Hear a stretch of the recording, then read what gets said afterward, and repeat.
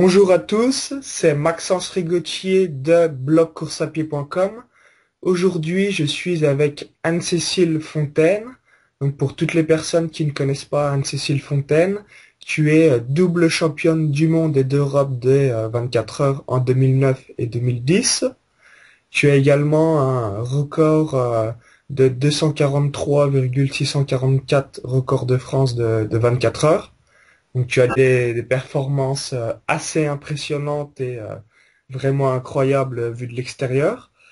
Donc je vais te laisser te présenter pour que tu nous expliques un petit peu ton parcours depuis tes débuts jusqu'à aujourd'hui dans la course à pied. Salut Anne-Cécile. Bonjour Maxence. Bonjour à tous. Anne-Cécile Fontaine, j'ai 40 ans. Je suis mariée, mère de 3 enfants et je travaille en tant que masseur-kinésithérapeute, donc dans un centre de rééducation à temps complet. Voilà. Au niveau de la course à pied, mes débuts en fait, c'était surtout pour courir avec mon mari en fait, pour partager quelque chose, comme je l'ai toujours dit. Et puis en fait, petit à petit, je me suis aperçue, et puis de par les résultats obtenus en course, que j'avais des capacités. Et donc ça motive pour continuer une activité physique. Parce qu'à la base, moi j'étais surtout passionnée d'équitation notamment. Après, j'ai toujours aimé bouger, hein. Donc j'ai participé assez rapidement aux 100 km de Millau parce que mon mari était passionné par cette course. Donc je crois un an après avoir commencé la course à pied. Et pas du tout avec l'entraînement que j'ai maintenant. On y allait 3 à 4 fois par semaine et encore.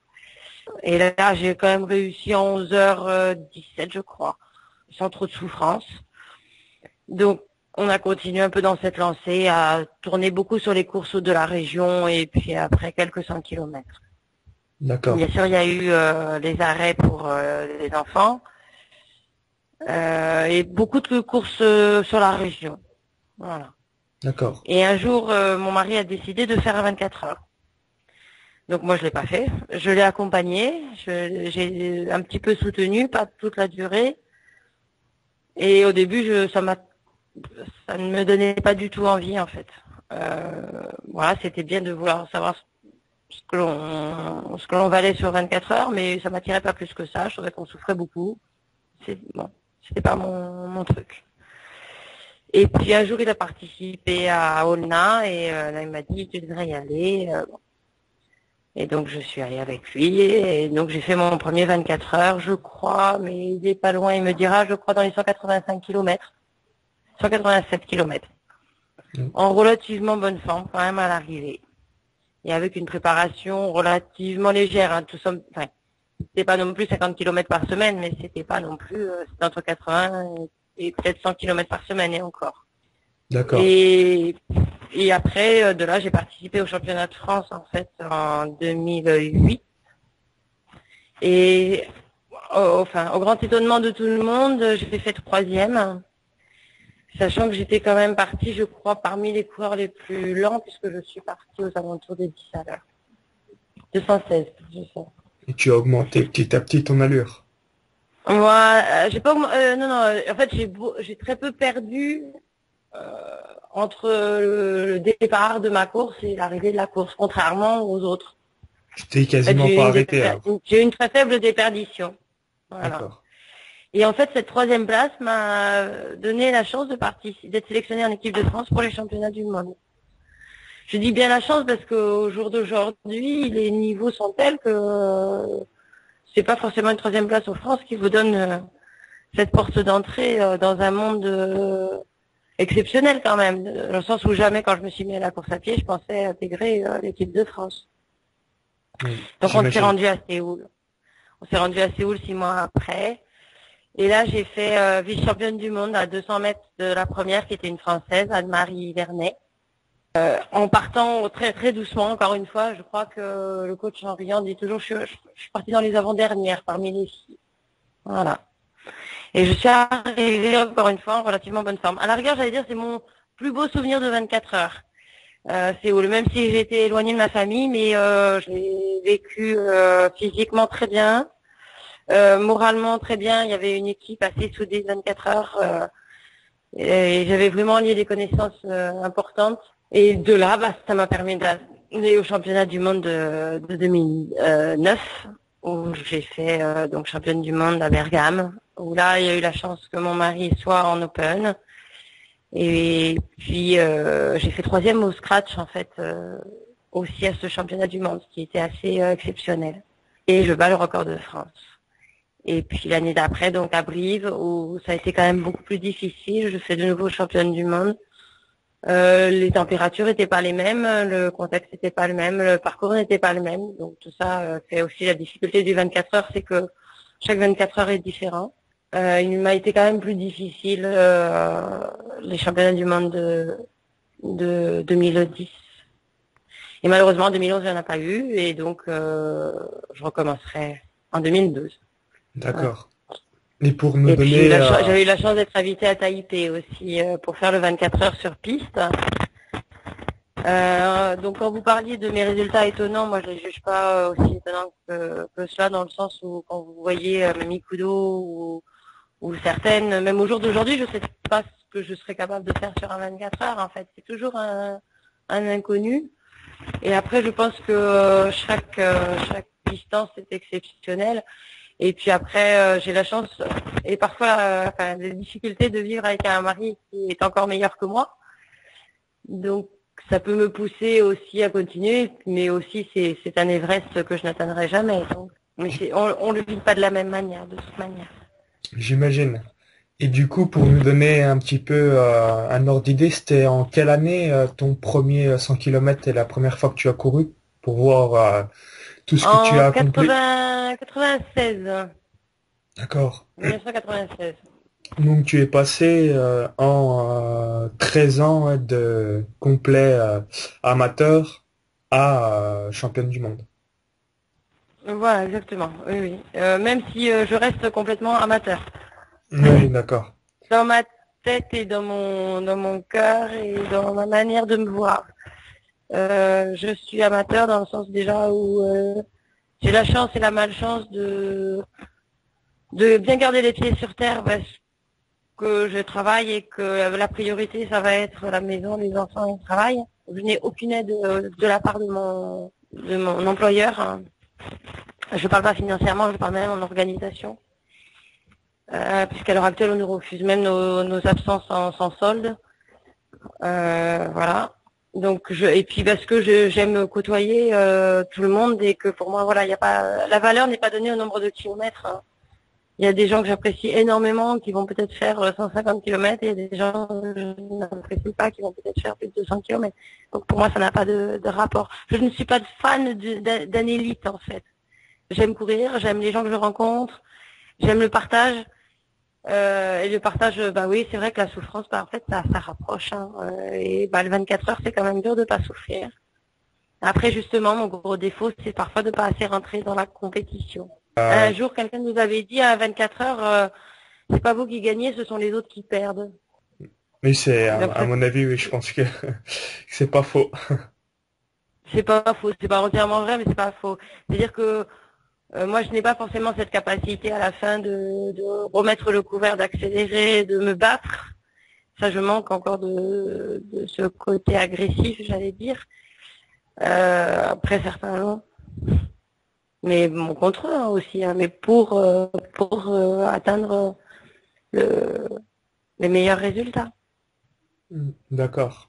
Et je pense que c'est assez féminin aussi quand même de se garder une petite part comment dire.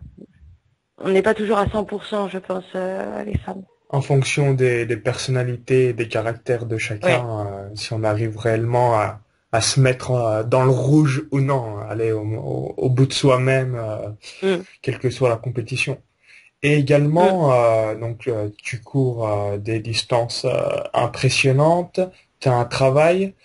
Beaucoup de personnes souvent se disent j'ai pas le temps. Comment toi tu fais pour trouver le temps pour courir malgré tes activités annexes, ton travail?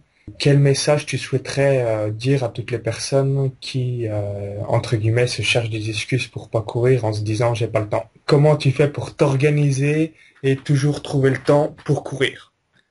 C'est un choix avant tout. C'est un choix dans le sens que forcément ce sera au détriment. Et choisir, ça veut dire qu'il y a des choses que je ne fais pas. Parfois c'est prendre soin de moi que je ne fais pas, ne serait-ce que d'aller chez le kiné ou de s'asseoir sur un canapé. Pour moi, donc, aller courir, ce sera mon loisir, ce sera mon moment de détente. Et je pense qu'on se l'accorde tous, mine de rien. Pour certains, ça va être la télévision le soir. Pour d'autres, ça va être le coiffeur. Moi, je me dis que si j'ai couru 2 heures, je me suis offert 2 heures de temps. Voilà. Donc déjà, c'est une chose. Après, pour essayer que ça ne prenne pas trop sur la vie de famille, j'ai la chance d'arriver à me lever de bonne heure sans trop de souffrance. Donc j'y vais le matin quand je dois doubler je me lève à 5h30 ou à 6h. Et puis après, entre midi et 2, je case aussi la course à pied, mais c'est au détriment de me dire je vais prendre un repas tranquille. Et vous voyez, c'était dimanche, midi, j'étais à table avec tout le monde et je dis vous savez pas le bien-être que ça fait d'être assis, de manger un vrai repas tranquillement sans regarder sa montre parce que vous avez que 10 minutes. Voilà. Mais c'est un choix, c'est forcément au détriment de quelque chose. On essaye que ce soit pas forcément au détriment des autres. Ça l'est quand même un peu, faut pas se leurrer non plus. Mais on essaie que ça le soit pas trop. Et quand je dis au détriment des autres, ça peut être aussi, par exemple, passer voir des amis, même 10 minutes, un quart d'heure. Hein. Voilà. Donc ceux qui se disent je n'ai pas le temps, je pense que c'est parce qu'ils ont choisi de faire autre chose. Mais il faut pas les critiquer pour autant. J'allais dire à eux, je les admire de faire autre chose aussi. Et pour D'accord. ça qu'à un moment donné, on arrêtera le haut niveau. Arrêter de courir, non, parce que j'aime ça. Ça m'équilibre, c'est du bonheur. Mais après, arrêter le haut niveau dans le sens de l'astreinte d'un programme pour arriver à un résultat optimum, ça oui. D'accord. Et donc du coup, tu effectues une grosse gestion de priorité dans tout ce que tu fais. Bon, toi, tu as un cas extrême parce que tu t'entraînes à environ combien de kilomètres par semaine? 120, 130 Voilà, à peu près 120, 130. Maintenant, un cas extrême, non. Vous savez, la majorité des personnes qui courent sur longue distance ont les mêmes contraintes que moi, quand même. D'ailleurs, je pense que c'est une des choses qui fait qu'il n'y a pas forcément énormément de femmes qui restent trop longtemps ou elles y viennent plus tard que moi sur la longue distance, parce que la majorité, elles doivent travailler quand même ou elles n'ont pas de sponsor. Et certains, au niveau kilométrage, même si j'ai augmenté mon kilomètre par rapport à il y a 4 ans, ça reste petit par rapport à d'autres. Je veux dire, vous êtes impressionnés quand vous lisez les comptes rendus de personnes qui arrivent à haut niveau. Hein. Et même mon corps ne l'encaisserait pas de toute manière. D'accord. Et c'est combien à peu près le kilométrage des athlètes qui s'entraînent énormément, énormément? 150 kilomètres par semaine? Non, c'est 200, 250. Hein. 200, 250? Et comment, Ouais. comment physiquement ils arrivent à tenir cette cadence? Je sais pas. On en discute parfois avec mon mari et je sais pas. Peut-être qu'ils ont la chance, certains, d'avoir un petit peu plus de temps pour récupérer, voilà. Donc ça veut dire s'étirer, ça veut dire aller chez le kiné, ça veut dire faire la sieste. Je sais pas. Hein, après, on n'a pas tous les mêmes capacités physiologiques non plus. Et puis deuxième chose, il faut de toute manière se méfier énormément du surentraînement. Trop de course à pied tue la course à pied aussi. Et on tombe vite après dans des blessures de type fracture de fatigue ou autre. Hein. Faut pas se voiler la face aussi. Oui, ben, Donc le exactement. plus n'est pas toujours synonyme de réussite. Il faut mieux travailler de manière qualitative que quantitative. Ah, malheureusement il faut les deux. J'allais dire dans cette longue distance, il faut les deux. Et quand vous dites qu'on doit prioriser au niveau de la vie personnelle, on doit aussi prioriser nous au niveau de l'entraînement. C'est-à-dire que si vous devez faire que 5 entraînements dans la semaine, il y aura forcément un entraînement long, il y aura forcément de la qualité. Il y a certains entraînements que vous n'allez pas faire parce que vous pouvez pas tout faire. Moi, par exemple, je ne peux pas faire d'entraînement sur piste. Mes horaires ne vont pas avec la piste, donc voilà. Donc je priorise d'autres choses. D'accord. Et du coup, comment tu fais mentalement et psychologiquement pour enlever toutes tes barrières mentales et arriver à courir de telles distances? Parce que vu de l'extérieur pour une personne qui court, soit qui souhaite apprendre à courir ou soit qui court sur des courtes distances, ça peut l'effrayer un petit peu de courir des 24 heures, des 100 kilomètres, etc. Comment tu fais mentalement et psychologiquement pour t'enlever de toute cette barrière mentale? C'est pas une barrière, je crois qu'on se lance. On la vit aussi, cette barrière. Ça arrive. Vous venez de faire un entraînement de 3 heures, vous en avez ras-le-bol et vous dites comment je vais faire pour tenir 24 heures. Et puis ça se fait. En fait, je crois que c'est de prendre l'inscription et de se lancer. Et puis on voit bien ce que ça donne ou non. Et deuxième chose, je pense que le fait de le vivre à deux facilite aussi ça. C'est un moteur, mine de rien. Ça peut être un frein, mais ça peut être un moteur aussi. On dit, bah, s'il y va, moi, je vais peut-être y aller quand même. Voilà. Après, la barrière, faut pas en mettre. Je crois que c'est de se dire, je me lance et puis, au besoin, bah, j'arrête quand je veux. Et puis, j'essaye. J'essaye. Ouais, exactement, il faut pas avoir peur de tenter Voilà. votre premier 10 km, premier semi-marathon, marathon, premier 100 km, etc. Comme dans toute chose, il faut bien une première fois pour un petit peu Voilà. voir ce que c'est. Au pire, je marche et puis, au pire, je découvre l'ambiance et puis, au pire, si j'abandonne, eh ben, je recommencerai. Parce que parfois, abandonner, ça donne envie de recommencer aussi. Après, je pense que ce qui est important, c'est de faire attention à sa santé et à son bien-être. C'est-à-dire que trop de sport devient négatif pour l'organisme et l'avenir. Donc, je crois que c'est plus aux gens de s'écouter un minimum par rapport à leur état physique, dans un sens comme dans l'autre, c'est-à-dire trop de sédentarité ou trop de sport. Et puis, certains ont des capacités pour faire du long, d'autres n'en ont pas. Et je pense qu'il faut arriver à trouver là où on se régale, pas forcément là où on est le meilleur, mais là où on se fait plaisir. Moi, D'accord. j'aimerais bien essayer le marathon des sables et je pense que je serais pas bonne parce que j'ai pas les capacités de porter des sacs, etc. Mais on peut y aller aussi en se disant c'est une nouvelle expérience et puis bah au pire des cas j'arrête. Et à 12 heures ou à 24 heures c'est encore plus facile, c'est sur un circuit. Donc vous vous dites bah j'arrête, je vais me reposer et puis je repartirai. Donc je crois qu'il faut pas se mettre de barrière. La barrière c'est de dire est-ce que j'ai envie ou est-ce que j'ai pas envie. Et puis est-ce qu'il y a quelqu'un qui aurait envie de m'accompagner ou de me soutenir et puis comment il est ce milieu, comment sont les coureurs. On n'est pas sur les starting blocks au départ, au moins on sait comme on a du temps devant nous. Ouais, j'imagine. Et du coup, qu'est-ce que tu aimes dans le simple fait de courir? Qu'est-ce que tu ressens Euh, exactement par le simple fait de courir? c'est difficile à décrire. Euh, alors j'allais dire bêtement, ça libère des tensions. Ça c'est déjà une chose. Après, ça permet de découvrir des endroits aussi. Ça permet de faire un sport facilement, sans être soumis à des contraintes, enfin trop de contraintes horaires, ni en temps ni en lieu. Vous pouvez toujours avoir une paire de baskets et même une demi-heure en course à pied, c'est intéressant. Vous allez faire un petit tour, vous allez voir la nature. Voilà, il y a. Après, c'est aussi l'idée de partage avec tout le monde, avec des filles, des hommes, des gens de 20 ans, des gens de 70 ans, avec votre mari quand ils sont à vélo. C'est une activité qui est tellement facile à pratiquer que déjà je l'aime par ce côté-là. Et puis après, parce que j'allais dire physiologiquement, tout le monde sait, il y a certainement une libération d'endomorphine ou autre. C'est le bien-être qu'elle génère au niveau intellectuel et physique. D'accord. Bah, je rebondis sur tes propos. Exactement, lorsque l'on va courir, que ce soit 6 heures du matin, 17 heures, midi, etc. On n'est vraiment pas dépendant de personnes comme si on pratiquait un sport collectif ou si on est tout seul, ça va être difficile de le pratiquer.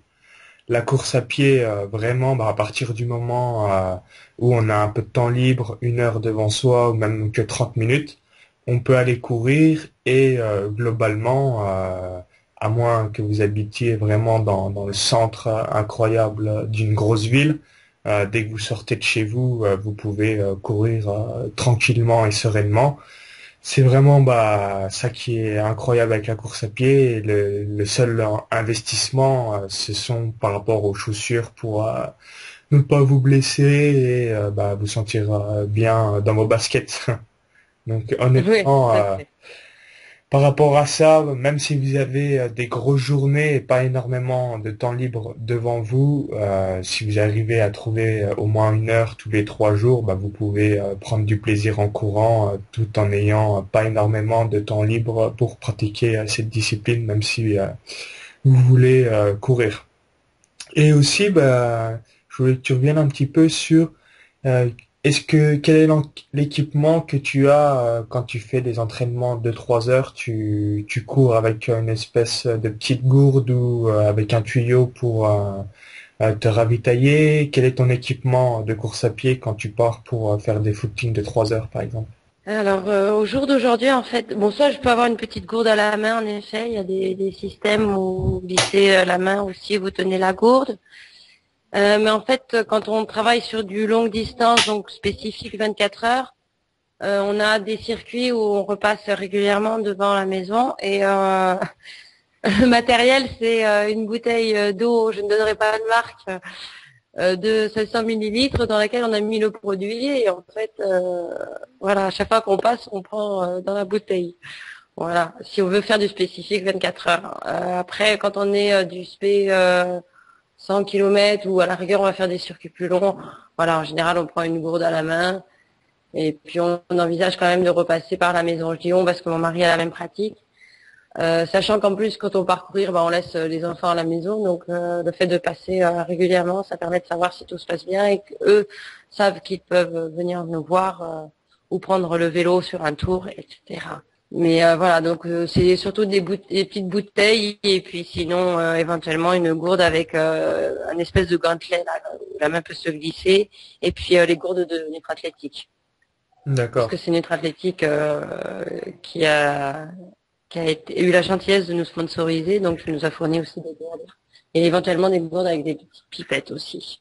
D'accord. Et tu prends des compléments alimentaires, des choses comme ça, pour n'avoir aucune carence ou tu On prends rien essaye du de tout? prendre un peu de compléments alimentaires. C'est Nutrathlétique aussi, en fait, qui s'occupe de ça puisqu'ils sont en lien avec le laboratoire L'Escuyer. Donc, ils nous conseillent aussi là-dessus D'accord. pour éviter les carences dans le sens où l'alimentation ne peut pas toujours compenser les pertes liées à la course à pied, où il faudrait manger des quantités incroyables et surtout qu'on n'a pas forcément le temps de manger un repas entre midi et deux du fait de l'entraînement. D'accord, Et moi, j'ai j'imagine. bien, voilà. Et pour finir sur une dernière question, quel message souhaiterais-tu donner à tous les débutants qui souhaiteraient dès demain commencer la course à pied? Il faut partir avec une bonne paire de chaussures. Une bonne paire, ça veut dire pas trop cher forcément, mais bien adaptée, assez légère. Il faut partir en se faisant plaisir, donc pas trop vite. Je vois beaucoup de débutants en fait qui partent souvent très vite et qui arrêtent parce qu'ils trouvent que la course à pied, c'est de la souffrance. Souvent, ils sont en hyperventilation, et après le vivre, arriver à trouver le plaisir réel dans la pratique de la course et pas seulement la lier ni à la performance, ni à la perte de poids, ni je ne sais trop quelle idée. Je crois que c'est déjà trouver le plaisir de pratiquer le footing. Voilà. Et surtout, donc, ne pas aller trop vite. Et vite se mettre dans des petites courses régionales, parce que je crois que c'est là où on se rend compte un peu qu'on peut se faire plaisir. On s'est entraîné, ça sert à quelque chose, c'est autre chose encore. C'est notre ambiance. Voilà. Donc, faut pas hésiter quel que soit le niveau, à participer à des petites courses sans vouloir être devant. C'est pas dans l'idée de compétition du tout, c'est dans le lien qui peut exister entre tous les coureurs et s'apercevoir que la course à pied n'est pas forcément un sport individualiste. Ouais, exactement, parce que lorsque vous allez courir quelques fois en compétition, vous allez vite vous apercevoir qu'il y a une immense communauté de personnes qui pratiquent la course à pied. Également, c'est incroyable, mais tout le monde ressent exactement les mêmes choses. Donc ça tisse vraiment des liens sociaux et c'est sympa de découvrir d'autres personnes comme ça. En fonction de votre résidence, votre localisation, vous allez pouvoir entre guillemets vous faire des amis et ensuite aller courir avec eux. Et c'est quand même beaucoup plus plaisant de courir en groupe que tout seul dans son coin. Oui, bah, les deux sont plaisants en fait, hein. Quand vous avez, enfin moi j'aime aussi courir seul, donc les deux sont plaisants. Je crois que c'est que en groupe c'est difficile parce qu'il faut se caler à des niveaux, à des parcours que les autres veulent, etc. Donc c'est bien, je crois, parfois de se retrouver un peu seul et puis de regarder le paysage, les oiseaux et d'aller à son rythme. Et puis c'est bien d'être en groupe pour partager. Je crois que les deux, il n'y a pas de à hiérarchiser en fait les choses. Voilà, faut que chacun y trouve son compte. Ouais, exactement, hein. Mixer un petit peu entre le partage avec les autres pour progresser, échanger, etc. Et également être seul pour se retrouver soi-même et être dans le bien-être et éventuellement se développer personnellement par rapport à la course à pied. Ouais, tout D'accord. à fait. Voilà, bah merci. Je vous invite à tout le monde à aller voir votre blog anne-cécile-emmanuel-fontaine.blogspot.com où tu évoques les différents résultats de tes courses, tes récits, et également les différents entraînements que tu fais au quotidien chaque semaine dans la course à pied. Oui, bah ça, pour ça, il faut surtout remercier mon mari qui passe beaucoup de temps à le gérer au mieux. Voilà. En tout cas, bah, merci à vous de vous être intéressé. J'espère que cette interview vous a plu. Partagez-la sur Facebook ou sur Twitter. Également, dites-moi dans les commentaires ce que vous avez pensé de l'interview. Cela me fera très plaisir de lire votre opinion. Et je vous dis à très vite pour de nouvelles vidéos de course à pied ou de nouvelles interviews d'experts pour toujours apprendre des meilleurs et réaliser tous nos objectifs dans la course à pied. C'était Maxence Rigotier de blogcourseapied.com. À bientôt!